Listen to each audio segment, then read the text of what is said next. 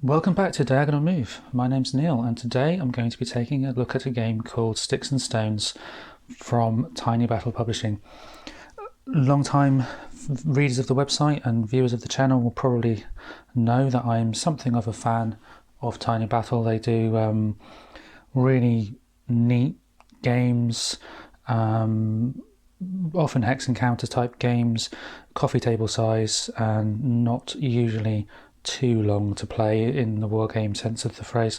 And I normally get these games, print and play, and assemble them myself. However, I am very pleased to say that Tiny Battle have sent me a copy of Sticks and Stones. So this is actually the retail version, the first retail version of Tiny Battle's games that I've actually owned. And yeah, they sent it to me all the way from America, which was really cool. So let's have a quick look at the game. It says Platoon Level Combat in World War IV. So we've completely skipped World War III and we've moved straight into what comes after that. And it's in a polybag, as pretty much all their games are, I believe. And it is platoon level, depicting armoured combat in 1987. So it's an alternate history game. And we have American and Soviet tanks, sequence of card-assisted, impulse-driven turns, and it's designed by Mark Walker, who has also designed things like 65 and is the head person, I believe, the CEO or something of Tiny Battle themselves. So let's take a look inside. And we have, we've got some fairly loose counters already. We have the map, and there's a half sheet of counters, and some of them have fallen out already. There's a deck of cards, and we have also got inside here we have some more counters that have fallen out, sequence of play card, and a CRT colour-coded range table as well. That sounds awesome. And the terrain effects on the reverse. And of course we do then have the rule book. So I'll take a closer look at each one of these in turn, and I will start with the rule book. Just making sure I don't lose any of those counters. Right, so the book is in colour. It's got 13 pages. 15 pages in total if you count the scenarios and so on at the back. And it looks like we've got a few scenarios here. We've got 1, 2, 4 scenarios. Some full colour.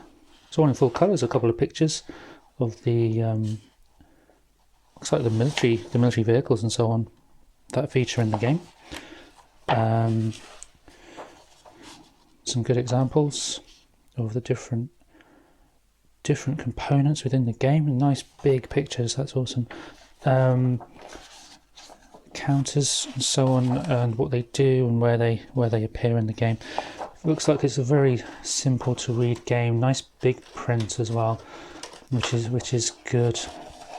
I've read some of the smaller games that I own have very small print, very close together and hard to read when you have a massive block. With this block of text, that is, this looks really straightforward to read, with different features. Okay, so that's the rule book. It's really rather nicely put together. The cards, the terrain effects, and so on, we do have fairly standard stuff. Pictures of the terrain at the bottom, and the whether or not they affect movement, combat, close assault, and that sort of thing. And then the CRT. And then this colour-coded system for range, which I've not come across before. That's very interesting. Yeah, that looks good. And the cardboard's fairly thick. Not bad at all.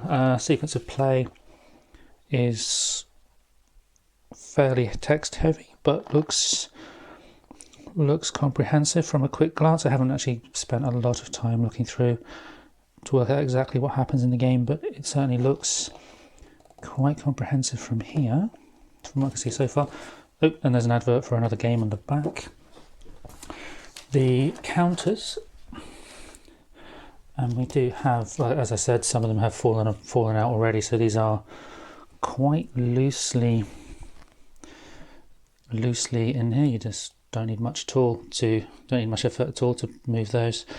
But what's a few different admin markers and what have you, disrupted tokens. We do have the NATO symbols, I feel like I want to say, for the units here. But then we do have the tanks and the armoured vehicles with the pictures on, and that's really cool. The T-80s,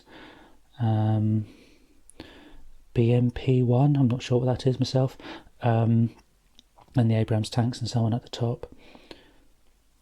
Yeah, they're nice. The counters are fairly thick. Yeah, looks like for those people who cut their counters or trim their counters, it looks like they're tied or attached to the counter sheet in the middle there. Yeah, probably need to trim that away somehow, I imagine. Then we move on to the cards, and we have a small pack of cards which I'll just open now. Bear with me.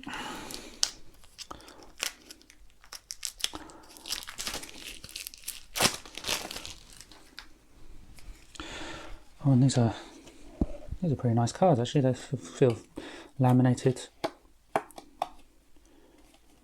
Perhaps not laminated, but certainly they feel coated in something. And we have, looks like they're dual use with the US and the Soviets. And you have things on them like re-rolling dice, subtracting 2. I'm not quite sure how you use those. Looks like you play them during the different phases of the game, looking at it. Quite interesting addition to the hex and counter side of things with combat. Yeah, very interesting. Picture on the back is the same. And finally we have the map, and this is a nice glossy map. Just the one sheet. Very, as with the rest of the game, very clear and easy to see. Turns are down the side. Different terrain features and vehicles, housing and so on in the map. There's roads, forests and so on. In the UK, this would be about an A3. I'm not sure what that equates to in other parts of the world, but certainly over here in the UK, it would be about a size A3, maybe slightly bigger. Not entirely sure.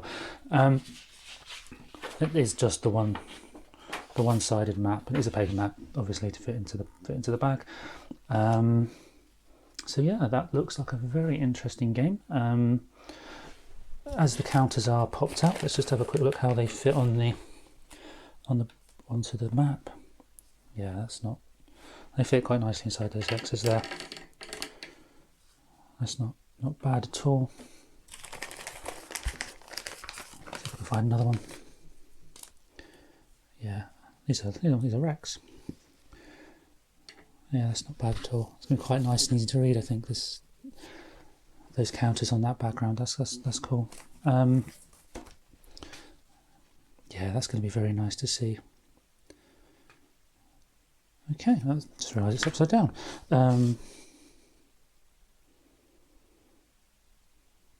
Yeah, okay, so that is my overview, unboxing, unbagging of Sticks and Stones Platoon Level Combat in World War IV from Tiny Battle.